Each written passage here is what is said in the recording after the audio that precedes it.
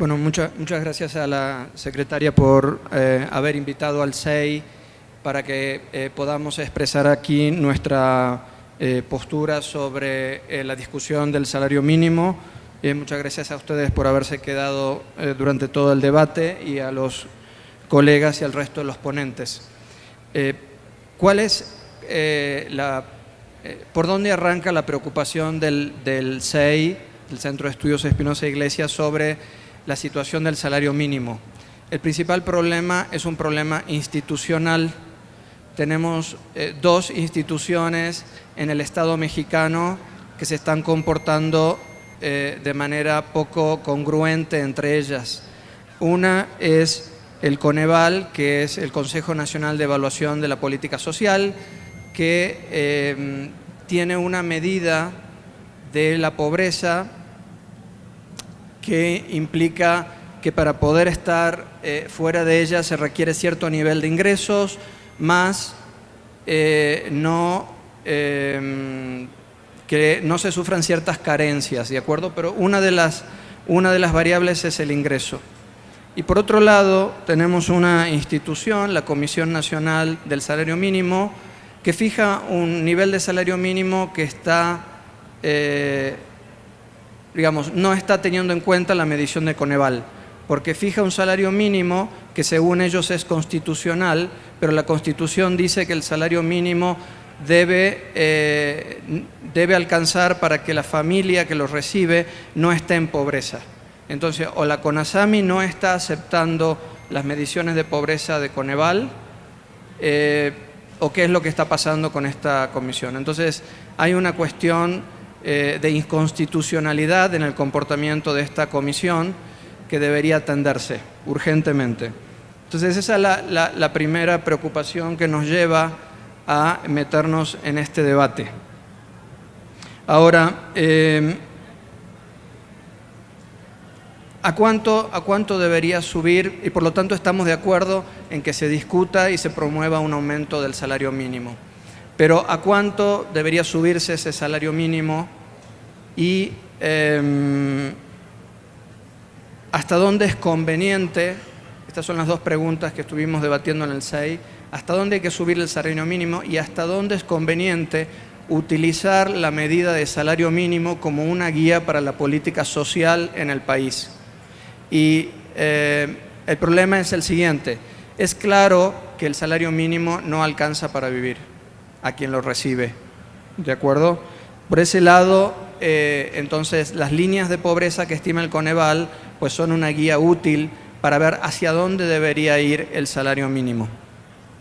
Ahora, por otro lado, el salario mínimo, en principio, si lo cambiamos, eso va a beneficiar a aquellos trabajadores que están en el sector formal, en principio.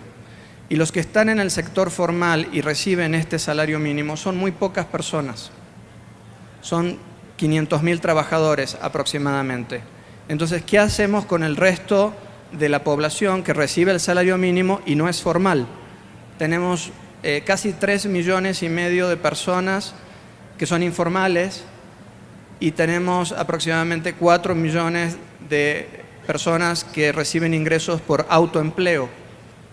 A ellos no les va a tocar ese beneficio. Entonces, una preocupación nuestra es que la política de salario mínimo se quede corta en ese sentido, porque en principio solo aplicaría a quienes están formales.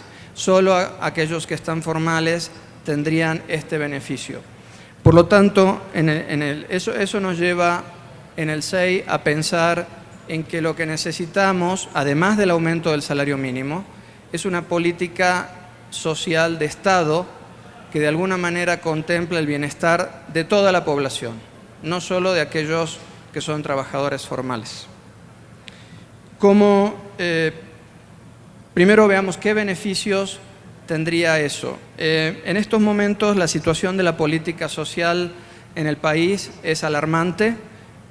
Hay una ley que se llama Ley General de Desarrollo Social, que ni siquiera define lo que es desarrollo social, donde se habla de manera muy ambigua acerca de lo que es el desarrollo social, de lo que es la justicia social, Entonces, estamos un poco desprovistos de un entramado legal e institucional para poder pensar en, por ejemplo, extender medidas como la mejora en el salario mínimo al resto de los trabajadores, aquellos que no están, que no van a ser directamente beneficiados por esto. ¿Por qué es importante hacerlo? Porque pensamos que de otra manera no están coordinadas necesariamente las políticas públicas para generar ese desarrollo social. Necesitamos que haya una comprensión clara de qué implica salir de la pobreza, qué implica mejorar a lo largo de la vida y en relación a la manera en que vivieron nuestros padres. A eso nos referimos con movilidad social, a que en cada generación la gente viva mejor que sus padres y que se reduzcan las desigualdades.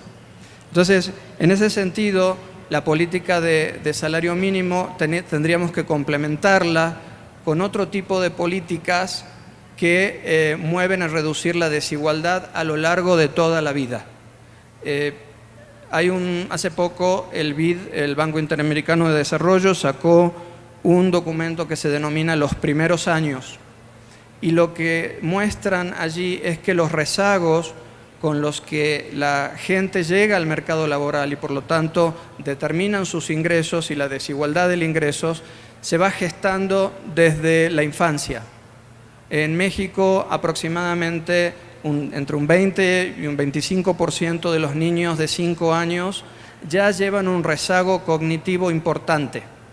¿Por qué? Porque cuando fueron niños, cuando tenían menos de 3 años, sufrieron rezagos nutricionales. Hay una gran desigualdad inicial que se va transmitiendo o la vaya acumulando la gente a lo largo de la vida, de tal manera que cuando llegan al mercado laboral están en desventajas muy grandes respecto de quienes no han tenido esos rezagos. Y la pobreza que vemos, la falta de empoderamiento de las personas, la falta de educación y de salud con las que las personas llegan al mercado laboral, por supuesto afectan sus posibilidades de inserción en el mercado laboral y sus salarios. Entonces podemos subir el salario mínimo, pero no estamos solucionando el problema de que en la próxima generación vamos a tener otra vez una parte importante de la población rezagada. Entonces, mejorar las oportunidades, igualar oportunidades de acceso a la nutrición sana a nivel de los niños, la educación a nivel escolar, la educación media y superior y luego el acceso al mercado laboral en condiciones dignas. Eso es lo que tenemos que buscar, además de mejorar el salario mínimo. Y esto, insisto, tiene que estar articulado por una política social de Estado donde la preocupación sea si nos estamos volviendo más desiguales, si nos estamos volviendo más pobres, quiénes están quedando rezagados, si tenemos movilidad a lo largo de las generaciones.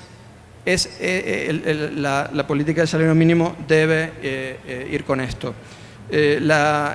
Hace unos momentos se mencionó que la política de salarios mínimos es una política que ya la Organización Internacional del Trabajo ha ido promoviendo a lo largo de mucho tiempo. También hay nuevas ideas. Por ejemplo, tenemos que promover un aumento en el salario mínimo o tenemos que tener ingresos mínimos, ¿no? Por ejemplo, hay mucha gente que no recibe salarios. Tenemos, por ejemplo, las personas que están jubiladas, los que se han retirado, los que están inactivos. ¿No deberían ellos también, tienen que vivir, tienen que tener un ingreso? Entonces, el debate también se ha movido hacia discutir cuestiones como el ingreso mínimo. Y el debate es muy largo, pero creo que vale la pena explorar ese concepto también.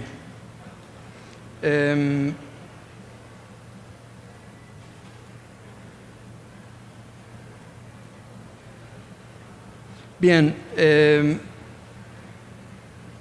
en resumen, voy a cerrar mi presentación agradeciendo otra vez que nos hayan invitado y llamando la atención sobre la importancia del salario mínimo. Tenemos que lograr ese aumento y tenemos que al mismo tiempo abrir un debate más amplio sobre la política social en la dirección que les he estado mencionando, que consideramos que terminaría de consolidar ese cambio que se ha iniciado hacia un país que tenga menos desigualdad y donde la gente tenga la posibilidad de tener una participación más activa en la economía y más productiva. Muchas gracias.